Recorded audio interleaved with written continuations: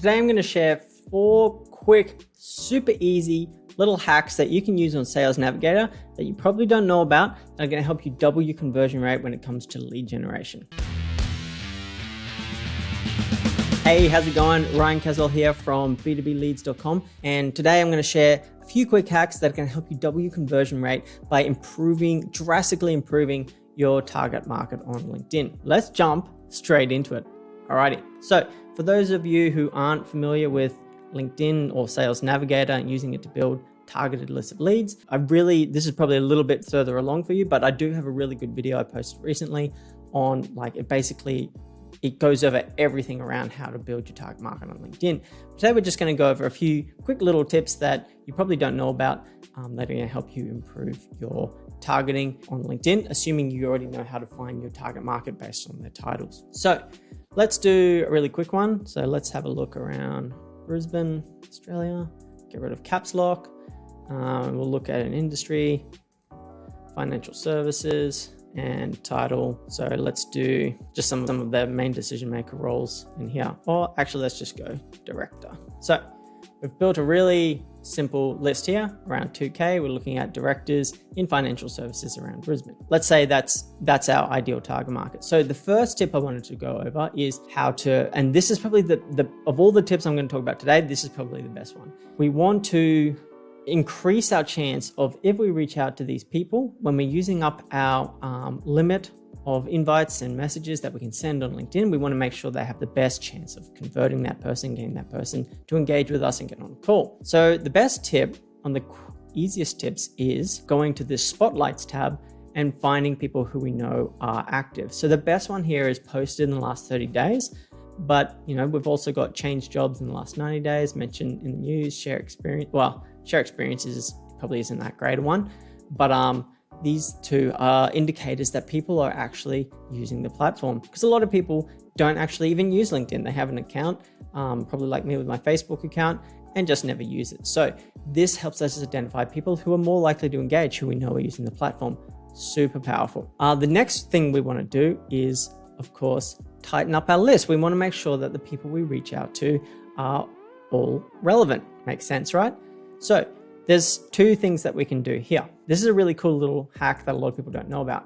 So what we can do is go through the list and exclude people who we know are not relevant. Rather than just saving this bulk list and hoping that they're right, we can go through and say, all right, hey, this person probably isn't relevant. Let's also put second and third in here, second and third degree connections. So let's say Tim is not a relevant prospect. So we just say, I want to save that person to a list called exclude me, please. You can call it whatever you want. So Tim, I want to add him to that list. And now what I can do is create a custom list here. I've got too many of these already. Exclude me, please. And now I can see Tim here. Now what I can do is exclude the people that are added to that list. So if I exclude that, you can see he's been taken out of the list. So a really cool little trick a lot of people don't know about. So when you're actually building a search, like a dynamic list, not just a saved lead list, which is static, this will update as people change their titles. But to exclude specific people, you can just now save them to that custom list, and then we'll exclude them from this search. So a really neat little trick that a lot of people don't know about. Now, another really cool way to tighten up your targeting is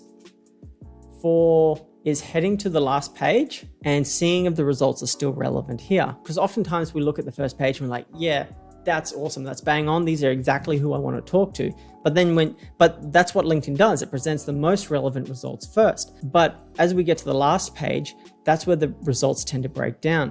And that's where we might find that, we need to actually exclude more specific terms. So, we might put executive in, for example, as a title.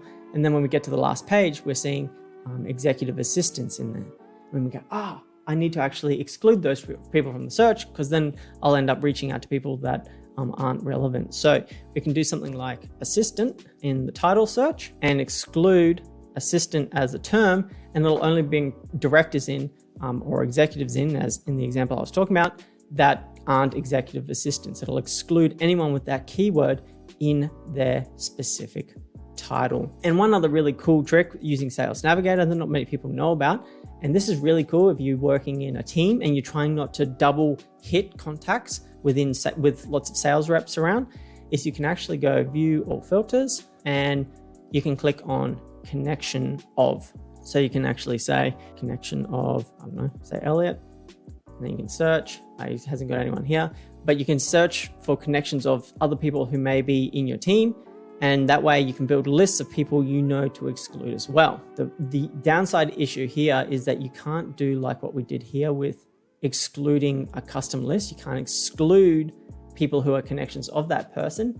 So you instead need to save that list and then identify that as a list of people to blacklist. So a little bit more of a roundabout way, but it is a cool trick, especially if you're working with sales teams, a lot of people working together and trying to identify who's already talking and connected and engaging with who, because you don't want to put all your efforts into targeting the same person. It's not just wasting your efforts, it's also like annoying for that person to be getting hit from, left, right, and center. So these are just 4 little hacks. Not necessarily everyone knows these, but really powerful and a great way to double your engagement on your LinkedIn lead generation. So hope that's been helpful. As always, Ryan Caswell from b2bleads.com. Have a great day.